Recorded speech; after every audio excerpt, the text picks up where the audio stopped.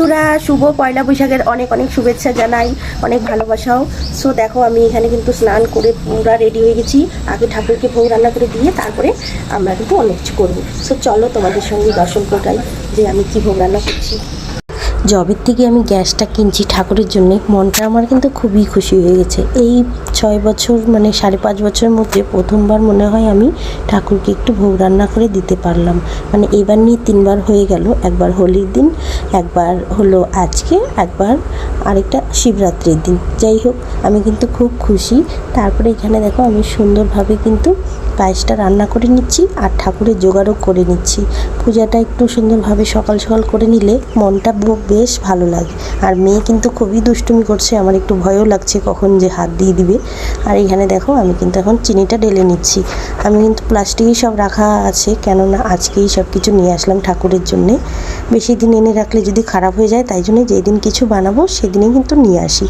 খুব সুন্দরভাবে আমি কিন্তু ঠাকুরকে সাজিয়ে নিলাম। আর তোমরাও কিন্তু ভোগ দর্শন করো, ভোগ দর্শন করলে নাকি দুর্ভোগ কেটে যায়।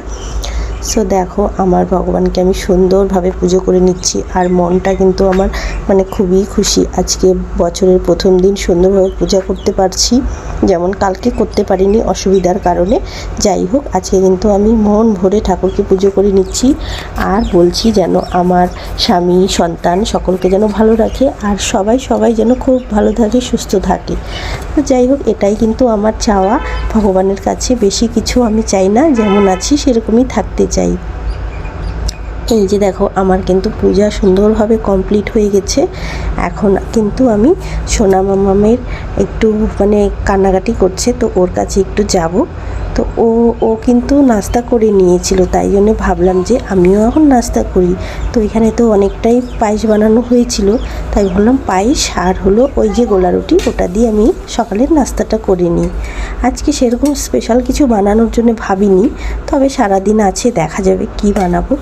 আর এখানে দেখো এই পায়েসটা বেরিয়ে রেখেছি এক পাশের বাড়িতে দেওয়ার জন্যে, মানে যেই রুমে আমরা থাকি ওদের ঘরে দেওয়ার জন্য। সো দেখো আমি কিন্তু এখন খাওয়াটা খেয়ে নেব। আর সত্যি বলতে পায়েসটা কিন্তু আজকে খুব মিষ্টি হয়েছিল। ঠাকুরের প্রসাদ তো ভালোই হয়েছে, তবে কিন্তু আমি ভিডিওর কারণে একটু চিনিটা বেশি ঢেলে নিয়েছিলাম। যাই হোক সোনা মামাম কিন্তু দেখছে, ও কিন্তু খেতে চায় না। ও না একদমই আজকাল এরকমভাবে খেতে চায় না, ওকে না শুয়ে শুয়ে খাওয়াতে হয়। খাওয়া দাওয়া কমপ্লিট করে সোনা মামামকে সুন্দরভাবে স্নানটা করিয়ে দিলাম। আর আজকে কিন্তু নতুন জামা পরাতে ও কিন্তু ভীষণ খুশি, যার জন্যে আমাকে কিন্তু অতটাও বিরক্ত করছে না, সুন্দরভাবে কাজল পাউডারটা করেই নিল।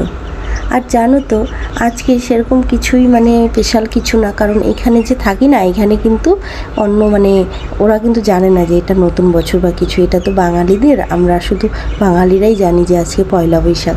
তার জন্য সেরকম কিছুই করা হয়নি। আর নতুন ড্রেসটা কেনা হয়েছে না, সেটা অবশ্যই তোমাদের সঙ্গে শেয়ার করব। এই গরমে ড্রেসটা আর পরতে ইচ্ছা করলো না, যার জন্য আমি কিন্তু ড্রেসটা পরলাম না। আর হালকা নাইটি টাইটি কিন্তু আমি কিছু নিই নি। যাই হোক আমার মেয়েকে কেমন লাগছে সবাই একটু জানিও। আর সকলে কে কোথায় থেকে ভিডিও দেখছো অবশ্যই কমেন্ট করে জানিও। ব্লগটা আমি এখানেই শেষ করছি। সবাই অনেক অনেক ভালো থেকো, দেখা হচ্ছে নেক্সট ব্লগে, টাটা।